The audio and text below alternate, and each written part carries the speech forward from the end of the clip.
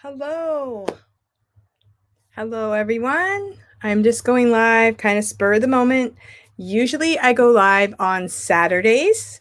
So that is my regular time to go live. So if you are watching this video like on an off time, regularly on Saturdays at 8:15 a.m. And so I go live after my usual VIPKID Saturday morning classes. And this is just an odd time for me to go live. I just had some free time and I just wanted to share this game that I learned how to do by watching some videos. One of my friends, her name is Natalie Wright, and she is called the Ed Tech Wizard. So you can check out her channel on YouTube. She has a lot of really great videos with some great tips for different games. She has tips on everything virtual teaching. And so you can check her out. She does teach for Outschool as well. And so I am teaching for VIPKID. I still have a regular schedule with them, but I also teach with Outschool.com. And if you would like to try out Outschool.com, you can go ahead and I will post in the description box a link. If you have never used Outschool.com before and you have a student, you can use my link and you can get up to $20 off your first class. And if you would like to teach for Outschool, you can also use my link and let me know by sending me an email that you would like to try out for Outschool, and I can help you through the hiring process. So I have been teaching for Outschool since about, I think, August or so. And I'm really loving it because VIPKID, you teach kids in China and you're teaching them English as a second language. And the curriculum is all made up for you. But with Outschool, you can teach anything that you love. So I do have a video on my channel about some of the classes that I teach, and I have since created some more classes. So if you go to outschool.com and you look for my name, Cindy B, you can find some of my classes, or you can try out the link below. Just let me know if you'd like to know what classes I'm teaching. I just added a beginner piano course that is a 1-month course for beginners to see if they like piano, if they want to keep trying it. It's a group class. And so I'm really looking forward to doing that. It includes 3 days of teaching, well, 1 day of teaching, 2 days of practice with the teacher. And so I'm looking forward to doing that. I have 2 groups for 2 different age groups. And that would be a great class, like if you want your student to have a music class, but you don't really think you want to keep doing piano, it could also count as a music class for your homeschool or your virtual school, whatever you're doing. So you could check that out. Let me know if you're interested. But this video is about just a game that I figured out how to do. And I do this in a way that's a little different than some of the teachers. They will go on to Zoom and share their screen. And that is also totally doable. I do that as well. But I also use my iPad as a sidecar. So what I do is I have ManyCam as my broadcasting system. And I also plug in my iPad and I connect it to my MacBook Pro. Now, this can also be done with a laptop, with a PC, or any other type of computer. If you don't have a MacBook, there is a little bit of a different connection. And so you'll have to stay tuned. I do have a friend, Rebecca F., who also has YouTube videos, and she's going to try and figure it out and let me know. If you're watching this video and you already know how to do it, send me a message, because I'm using a MacBook Pro with my iPad.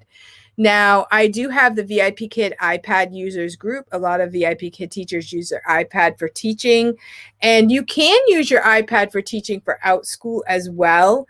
A lot of people like to use their computer because then you're going to share your screen and you're going to do different techniques. But say the power goes out or there's a problem with your computer, you can log into your Outschool classes with your iPad and with your phone. So if your computer is not working, never fear, you can still teach Outschool with another device. And it might not be your first choice, but it's better than nothing, right? And so what we're going to do today is I'm going to show you how I am setting this up. Like I said, I have ManiCam. So I'm going to try to share my screen just to show you my ManiCam setup as well. So I'm going to share my screen. Yeah. Okay, so this right here is my ManiCam window, and there's a friend of mine, Amanda Panda Teacher. She also has a YouTube channel, and she has a really great course called ManiCam Kindergarten, and she has a lot of great tips on how to use ManiCam. So if that's something you're not doing right now and you'd like to learn, you could check her out and see if you can find out information about that. So in ManiCam, it's like a broadcasting system, and I have different windows that are open. So the window I'm in right here has my little bit of a border here, and you can change that border around. And then I have a setup where I have my iPad is small, and here my iPad is big. And so what I do to do that is I will go into the presets and I set this up where I have FaceTime as my big one and iPad as my small window. So I'll just click off the iPad here, and I'll show you how to add a layer. I press add a layer and the box comes up, and then I go to camera, and then I come down to iPad. And so there it is. Now, I also have it in my other preset, and when I go from one, it adds it to the other one as well, which is kind of cool. So during the class, I can switch by clicking the window and it will transition, or I can cut. Cut is like a quicker thing, or you can transition with a little softer transition. Now, when I'm in that box, like I can, as you can see, it's not a true picture of that picture. So what I want to do is I want to crop it. So up at the top, there's a cropping tool. I can press crop. I press crop. So now I can take this window, and there's like a blue outline, and I can crop it so that the only thing that's going to be seen is that little rectangle. So then I press apply crop, and there you have it. So now in my picture, I only have this little window. I'm going to move it over here. So my background is there you go. Okay, so now I can make this bigger, and I can make it smaller, and I can put it in the corner like this. And then when I go over to my other one, I'm going to do the same thing. I'm going to press the crop, and I'm going to move this so that it only gets that rectangle, and I'm going to apply crop, and there is more of a true picture. Okay, so now what I did with this is I got this on Canva. Okay, so this is my Canva window. So I just wanted to show you that crop part. So now I'm going to stop the share. And now I'm going to show you what I have. So I have this window with my little box, and I have this window with the bigger box. So during the class, if I want to show the kids the slide, I can show them this one, or I can show them the other one, or I can take it completely off. So my last lesson was all about, it's math with baby animals, so I used pandas. And then what I did was within Canva, you can create your slides for your class. And so I did that, and you can share your screen on your computer, and you can do this similarly. But I like having my iPad next to me because I can, now if I want to do two different things, like I want to do my slides, play a game, do a worksheet, I will have different things set up in different tabs if I need to. So what I can do with this one now is I can move it up and down. Okay. I can move my slides up and down, and I can give you a different picture.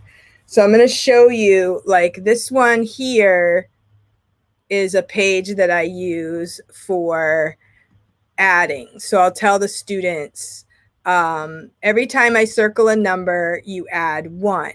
So I collect my pencil out of Manicam. So they say 2, 7, 3, 8. And so that's how I kind of practice the combinations. And that would be using my tool through Manicam. Okay, then I have some more slides. I can move them up. And then I have my game. So here's my game. Now, when I'm in Canva, I can move these around. If I just have a static picture, I cannot move these around.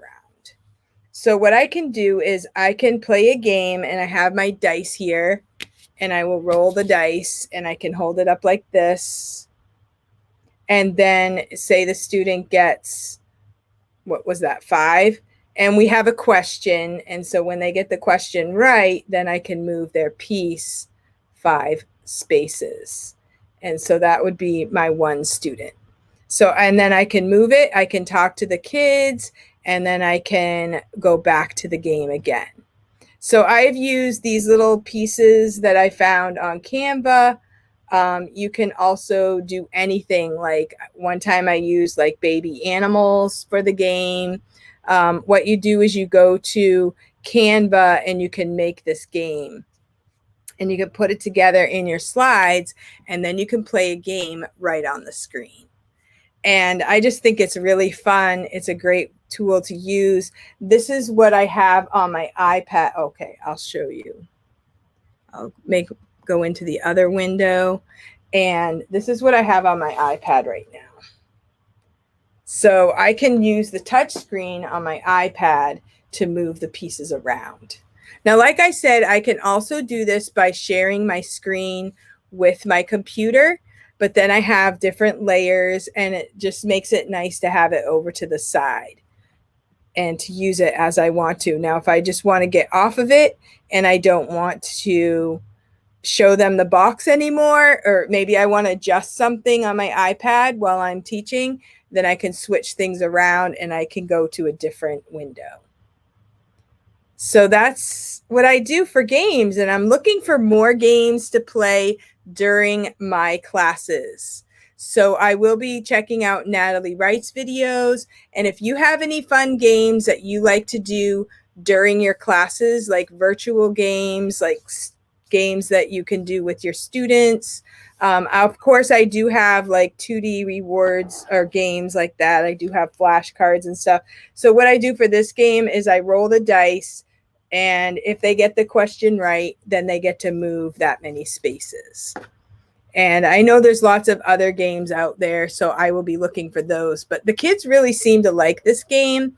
And sometimes if it's taking too long, I'll be like, oh, there was a great wind and they all had to go home and they all lived happily ever after. So you don't necessarily have to play the entire game during the class. You can kind of speed it up a little bit if necessary.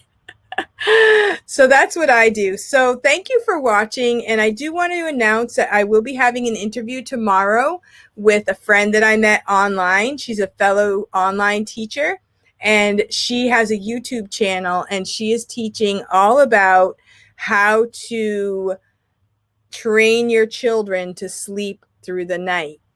So she is a very talented and amazing person. And so I will be putting an announcement up for that. So that will be a live interview tomorrow afternoon. And I would also like you to check out my Saturday morning live, which happens every Saturday. And also check out, what else can you check out? Let me know if you use your iPad for teaching. If you're a VIPKID teacher, I do have VIPKID iPad users group. If you're not a VIPKID teacher and you use your iPad, you know, if it's sitting there, there's a lot you can do with it to enhance your virtual classroom. So I will be sharing more tips in the coming days, and let me know if there's anything that you would like to learn about teaching with your iPad or anything online teaching. And so I do hope you all have a great day. Thank you for watching. I'll see you next time.